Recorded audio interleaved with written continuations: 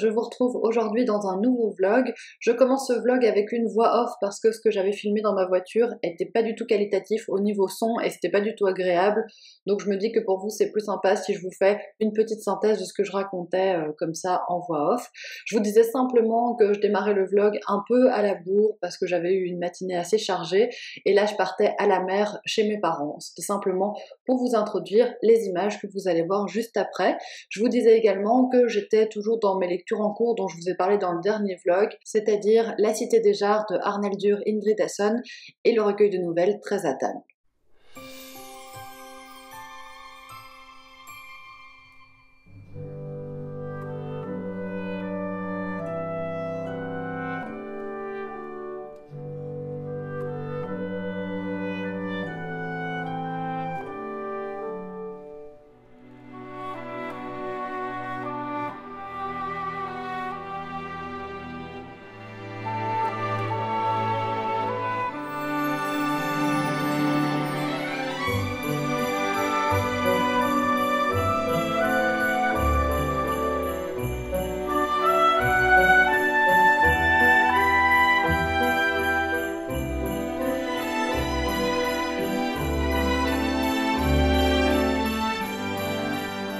Alors je reviens vous parler, je suis rentrée de la mer et j'ai un petit peu avancé dans La Cité des Jarres d'Arnaldur Indridason. Je vous en ai pas encore parlé pour l'instant, là j'ai plus ou moins lu un tiers, je crois un peu plus d'un tiers.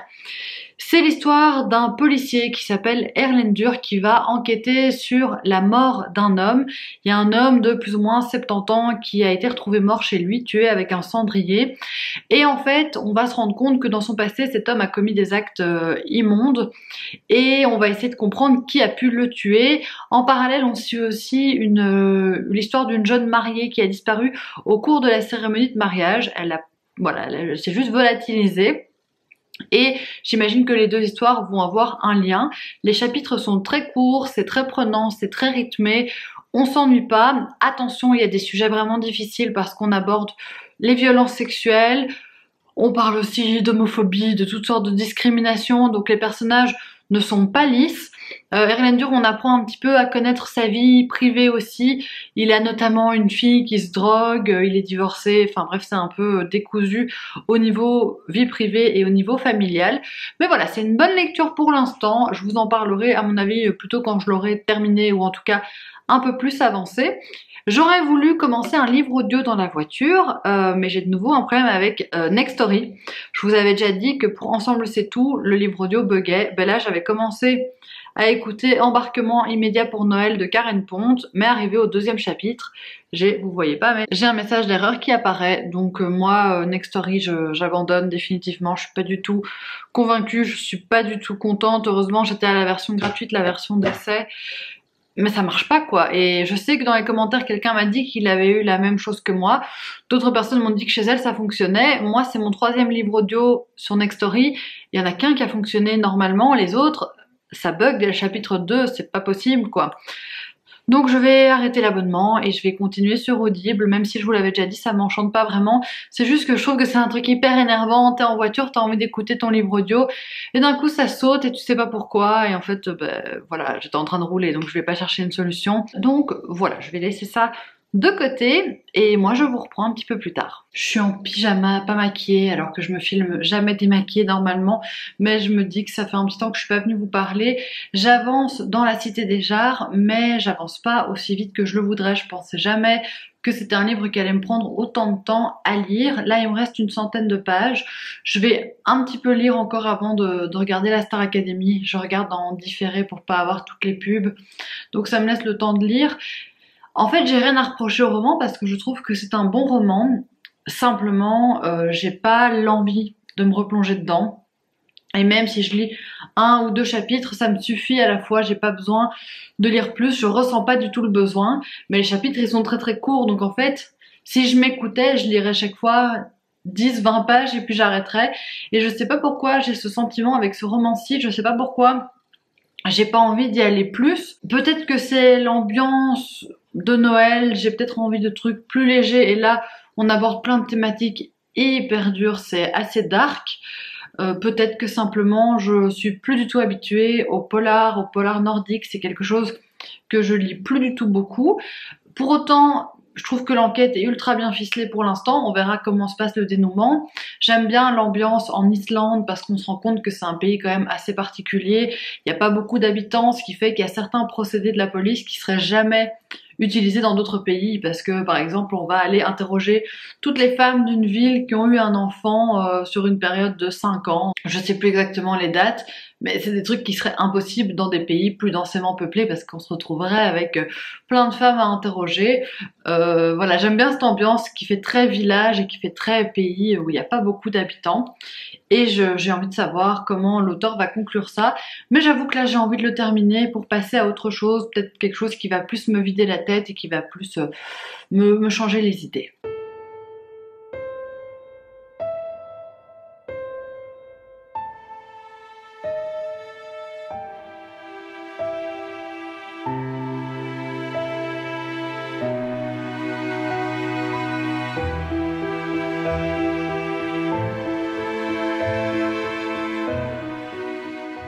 Moi, je t'offrirai. Alors je reviens vous parler de différentes choses. Tout d'abord, j'ai terminé La Cité des Jarres d'Arnaldur Indridason. Je vous avais déjà parlé de ce roman plusieurs fois, notamment hier en vous donnant mon point de vue presque final. J'ai dévoré les dernières pages qui me restaient ce matin. Je les ai lues assez vite parce que j'étais quand même prise dans la frénésie de l'enquête. J'avais envie de savoir comment ça allait se terminer, comment ça allait se conclure. Je trouve qu'on a quand même de gros indices sur la fin de ce livre, environ 100 pages avant que ça se clôture.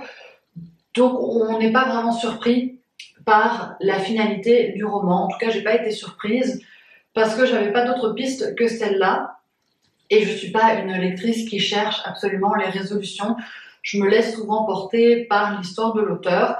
Donc la fin n'est pas renversante, mais toute l'enquête est vraiment bien faite, très bien ficelée. Attention, je le rappelle, il y a beaucoup de thématiques très difficiles. Je trouve qu'il y a certaines thématiques qui sont amenées, qui sont pas forcément très développées. Ça, c'est un petit peu dommage. Notamment, je pense pas que ce soit du tout un spoil. Je vous le dis, avancez de quelques secondes si vous voulez rien savoir du tout sur le livre. Mais la victime collectionne les films pornographiques et après, c'est une thématique qui est pas vraiment abordée. Je comprends pas trop ce que ça apporte de dire qu'il collectionne des films pornographiques de toute catégorie, en passant par les plus horribles, honnêtement. Je trouve que ça apporte rien à l'histoire. On comprend que ce mec était un pourri, on le comprend tout de suite, on le comprend très très vite. Et je comprends pas pourquoi avoir ajouté cet élément-là qui au final n'est pas creusé. Mais c'est de l'ordre du détail. C'est un roman qui, en environ 300 pages, arrive à nous construire une enquête policière dense avec un personnage central qui est celui de l'enquêteur Erlendur, qui est intéressant et d'ailleurs qui fait l'objet d'une saga par la suite. Donc je pense que si je tombe sur le second tome en seconde main, je l'achèterai parce que j'aurais envie de continuer à suivre les aventures de cet inspecteur, de ce commissaire, pardon, c'est écrit sur la couverture. Les titres et les grades en police, je me gourre systématiquement. Mais voilà, je serais quand même contente de découvrir la suite, même si ça n'a pas été un énorme kiff de lecture, ça a quand même été un bon moment. Et je vous avais dit, j'en ai pas encore parlé dans ce vlog-ci, mais avec ma maman et ma petite sœur, on lit en lecture commune Très à table. Donc c'est le recueil des nouvelles des Restos du Cœur avec une dizaine d'auteurs qui participent. On a déjà lu quelques nouvelles parce qu'on en lit une chaque matin. Pour l'instant, ma préférée a été celle de Raphaël Giordano. Et on se disait que c'était assez fou parce que c'est une autrice sur laquelle on a pas mal d'a priori. Je me tournerai pas vers ses romans, ça me tente pas, les titres me tentent pas, les couvertures me tentent pas. Mais j'ai bien aimé découvrir sa nouvelle que j'ai trouvée très originale. Et j'avais bien aimé aussi celle de Philippe Besson qui était très émouvante. La thématique de cette année, c'est J'ai 10 ans. Donc ça amène des choses assez différentes en fonction des auteurs et c'est assez chouette. Et justement, Raphaël Giordano a fait quelque chose de très différent de ce à quoi on s'attend. J'ai pas lu grand chose de plus que ça aujourd'hui parce que vous l'avez vu sur les images juste avant, mais avec mon copain on a été se balader à Bruxelles dans les Marolles. En fait, je suis sur un nouveau manuscrit en ce moment, j'ai un nouveau projet, enfin j'ai déjà bien avancé parce que j'ai déjà 35 000 mots dans ce manuscrit, donc c'est déjà un bon départ et ça se passe dans les Marolles et j'ai été voir la maison dans laquelle se passe une grosse partie de mon intrigue. Donc j'étais contente de me balader dans ces rues-là, je l'ai prise en photo, j'ai fait des vidéos de la place, etc. Parce que je la connais, mais depuis que j'ai commencé ce projet d'écriture, j'avais pas encore été sur place, donc j'étais contente de le faire aujourd'hui. Et puis on en a profité pour se balader, acheter des vinyles, etc. Et là, je viens de commencer le 3e tome de Blackwater qui s'appelle La Maison, c'est de Michael McDowell. J'ai juste lu un chapitre et je suis tout de suite dedans. Je trouve ce premier chapitre trop bien, ça augure beaucoup de choses positives pour la suite. Enfin, les personnages, certains personnages sont agaçants et méchants au possible, mais je suis contente de replonger dans cette saga, qui est une saga fantastique, quoique à ce 3e tome, on a eu seulement certains éléments fantastiques, mais on n'est pas encore à fond dedans. Je pense que l'auteur va aller encore plus loin dans cette direction. Mais c'est l'histoire d'une petite ville en Alabama qui a été sujette à une grosse inondation. Je pense qu'il y avait déjà eu des inondations auparavant. Et ce qui fait que toute la ville a été un petit peu secouée. Il y a une nouvelle femme qui a émergé au milieu de tout ça, qui s'appelle Elinor, qui s'est mariée avec un fils de bonne famille de cette petite ville, qui est en conflit avec sa belle-mère. Et beaucoup de choses découlent de ça. Là, on est quelques années après l'inondation. Je ne vais pas vous dire où on en est pour les personnages parce que ça vous spoilerait un petit peu. C'est des romans, chaque fois, qui sont assez courts. Chaque tome fait environ 250 pages. Mais franchement, il se passe pas énormément de choses, mais on s'ennuie pas pour autant parce qu'on est vraiment dans la construction des personnages et de l'ambiance et c'est très très cool. Et j'ai vu en plus que ce tome 3 était le mieux noté de la saga. Donc ça me donne encore plus envie, mais comme je vous dis, vu le premier chapitre, ça s'annonce bien. C'est une nouvelle tradition, mais chaque fois que je lis un tome de Blackwater, je dois sortir mon mug Blackwater. Et là, je bois un petit thé de Noël de mon calendrier de l'Avent d'Aman. Je suis hyper contente du calendrier, les thés sont délicieux. Et aujourd'hui, j'ai un thé de Noël, thé vert, je crois qu'il y a de la pomme, de l'amande, je crois que ça va être délicieux. J'avais décidé de préparer une petite tarte aux pommes, donc j'ai simplement fait une compote de pommes sans sucre ajouté. J'ai tout mis sur une pâte sablée. Et après, j'ai ajouté des petites lamelles de pommes, j'ai rajouté de la cannelle et du sirop d'érable. Tout ça pour au final cramer les croûtes. Donc j'ai pas fait attention pendant 3 secondes et les croûtes ont cramé, mais ce qui est bien c'est qu'en dessous ça n'a pas l'air cramé. J'ai essayé d'un petit peu enlever là sur le côté mais ça donne rien. Donc on va rester comme ça, je suis un peu déçue mais c'est pas très grave. Je revenais vous parler parce que j'ai plusieurs petites choses à vous dire. Je me suis fait ma petite tisane du jour du calendrier de l'Avent d'Aman Frères. J'ai un peu peur parce que aujourd'hui c'est cacao menthe. Je suis pas certaine d'aimer la combinaison des deux. Autant j'aime bien les deux goûts dans des thés, dans des tisanes, mais les deux ensemble je sais pas trop. J'aime pas trop les chocolats qui ont ce goût-là. Autant j'aime beaucoup les chocolats aux fruits, contrairement à la plupart des gens. Autant chocolat menthe c'est pas mon combo préféré. Non, je suis pas fan. Je vais le boire, mais j'ai l'impression que il y a du dentifrice dans mon chocolat. J'aime pas trop le mélange des deux. Je voulais vous dire que hier, ma maman m'a amené de la laine. Alors, elle m'a acheté ces pelotes de laine-ci chez Action. C'est la marque Allison et Mahé. Si seulement vous pouviez toucher, parce que c'est tellement doux. Je trouve que la caméra rend pas trop justice à la couleur, mais c'est un très beau vert. C'est du 100% nylon. En gros, eux, ils décrivent ça comme fil imitation fourrure. C'est vraiment ça. On est sur la matière pilou-pilou. Je vais d'ailleurs me faire des chaussettes pilou-pilou avec cette laine-là. Ça va être très très bien. Je vous montrerai quand je ferai ça. Pour l'instant, je suis sur un autre projet tricot, mais je vous montre pas. Je vous montrerai ça plus tard. Et j'ai aussi, elle m'a aussi, ma maman, donné des pelotes de laine comme ceci. C'est la même marque. Aussi Allison et Mahé, donc je pense que ça vient aussi de chez Action. C'est juste qu'elle n'utilise pas de la laine si grosse et que moi j'aime bien la grosse laine comme ça, je la trouve très belle et c'est du 98% laine, donc c'est de la bonne qualité. Outre la laine, je voulais vous parler d'autre chose Je voulais vous parler de ma lecture de 13 à table des Restos du Cœur. Là, il me reste 5 nouvelles à lire sur les 15 et je suis très contente parce que, entre autres, il me reste les nouvelles d'Agnès Martin-Lugan. C'est pas une de mes autrices préférées, mais en général, j'aime bien ce qu'elle fait pour 13 à table. Il me reste Athéna de René, Leila Slimani que j'adore et Franck Tillier. Il y a aussi Romain Puertolas, mais j'ai moins d'avis sur ce temps-là que je connais moins bien. Mais en tout cas, pour les autres, a priori, ça devrait me plaire et ça devrait le faire. Donc je suis impatiente de les découvrir. Le rythme de une nouvelle par jour, c'est bien parce que c'est pas le genre d'ouvrage que j'aurais envie de lire rapidement. Je trouve que ça ne se dévore pas parce que chaque fois, c'est des petites nouvelles très courtes. Tu rentres dans une histoire, tu en sors et j'ai pas envie forcément d'enchaîner.